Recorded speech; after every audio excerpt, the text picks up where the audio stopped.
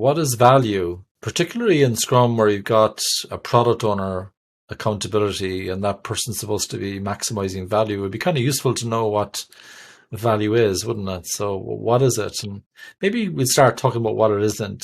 It's not about activity. It's not about outputs, delivering things. Even an increment in Scrum, that's just an output. It's not an outcome. You don't really attain an outcome until you see a measurable change in customer behavior. You move some organizational metric. In other words, you might have released the product to the market, whether that's software or non-software.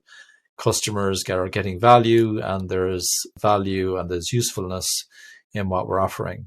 But what is it though still? I mean, are we talking about customer value? What are we talking about here? And in my opinion, too much focus on market, customer, end user value actually maybe has led us to where we are now, where we got climate problems and all that kind of stuff. And there are other considerations. For example, there's organizational value. A lot of organizations are pretty good at that. They're worried about employee satisfaction. Maybe they're worried about improving the effectiveness of the organization, improving reputation, protecting the reputation. But also maybe we have some sustainable development goals. Maybe we want to reduce our plastic, reduce our carbon footprint, things like that. But it can also be about reducing risk. So value can actually be the reduction of risk. In agile, we like to be much more active about reducing risk. And instead of putting risks on a risk register, where, let's be honest, most of the time they just fester and die, right?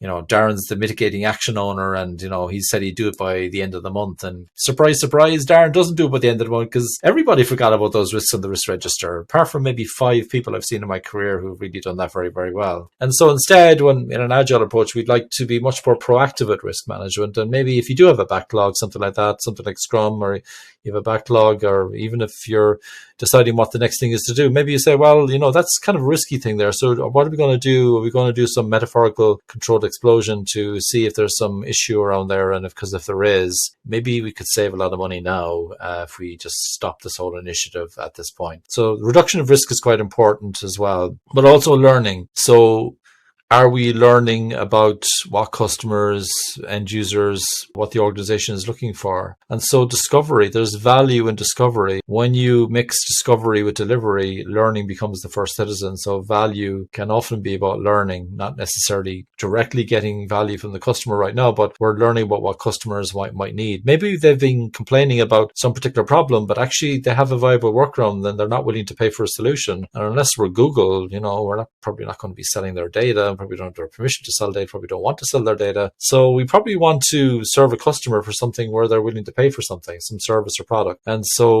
learning is quite important. Are we targeting the right people? Do we have the right solution? What outcomes are they looking for? And what appetite is there in the market to actually buy this? Is there going to be enough of a market to make a business out of this? So discovery and looking at the problem space are all very, very useful. Learning, very, very important. But one thing we can say about value is it's very hard to put a number on it. I think all we can really do is say one thing is relatively more valuable than something else. And I often use value points as a kind of a way of doing this. You can use t-shirt sizes. You could say small, medium, large, extra large, double extra large. You go right up to 5 times extra large, because there's always someone saying, oh yeah, everything's extra large in value. Yeah, but some things are more extra large than others. So is it 5XL, 4XL, 3XL, 2XL? Is it just XL? And so we get some relative sense of value, and then just rank the items by value. And there's quite a common prioritization technique would be to rank value considering risk reduction and learning, divide that by